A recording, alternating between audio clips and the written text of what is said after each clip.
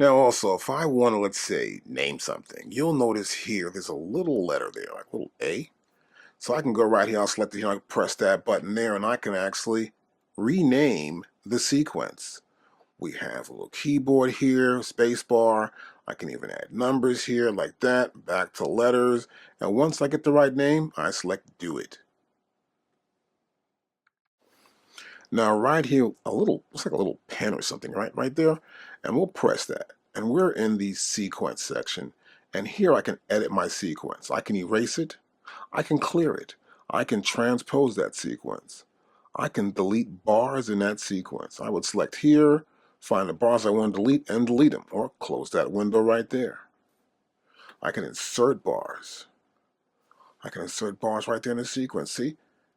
Number of bars. We have 2 bars, and I can insert more bars in here, right? Here, we have length. I can go half length. I can double the length. I can go to here and just double it. Now, go back to sequence, and you'll see here now, it's 4 bars by just doubling the sequence. So you see we're in this section right here. So this little pencil means that we can edit the data for the sequence section. Now the same thing happens here for the track section right here. So I can rename that track. See that? I can also edit the data for that track. I can clear the track. I can explode the track up, as you can see right there. I can double speed events. I can half speed events for that track. I can cancel right here. Hey, and I'm back where I started. Okay, in this lesson, I sort of loaded in a little sequence I've got here, and I want to talk about a few more buttons here. Now, for example, this button here is my loop button. So if I play this pattern from the top, and I press that loop button, it's just going to stop. So it won't loop. Pretty simple, right? I'll put that back on. Now I want to talk about the buttons down here, these little spaces I can hit. Not really buttons, but spaces within this multi-touch display. So for example, right here we have time and correct. I can go to time and correct right here and select my time and correct value. Also, here I have a click. Now sometimes you want to have a click when you're recording something. You may want to have a 1, 2, 3, 4 start.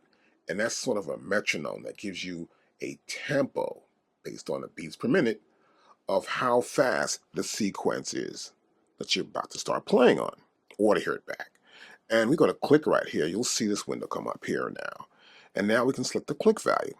So for example, here we have the count in. And that's the part that happens before you can start playing and adding information in the sequence. And this is in record.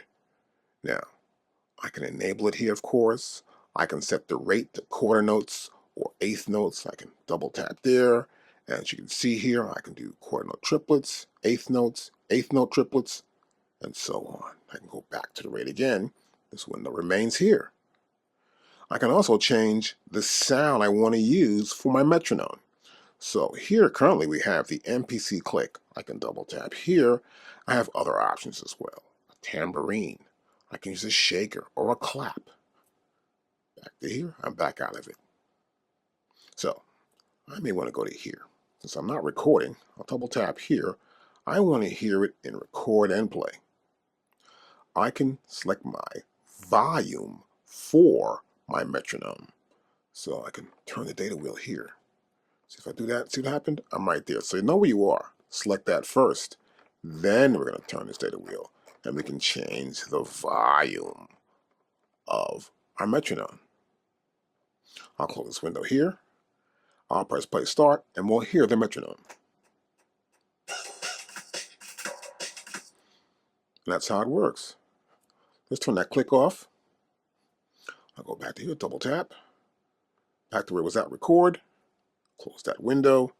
And from the top again, play start. Stop. Now next, we have track. So here is my track. This is the sequence, right? So I click here, we see track 2 is kick and snare. Track 3 is the shuffle. Track 4 is the vocals. Track 5 is the kick and cymbal and snare, right? So I can run through my tracks and see what tracks I have available that I've used already, or see where I'm at in this sequence called D and B kit.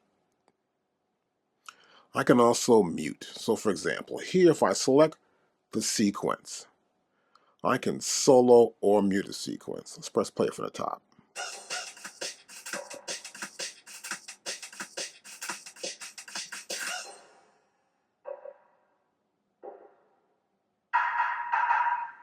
Stop.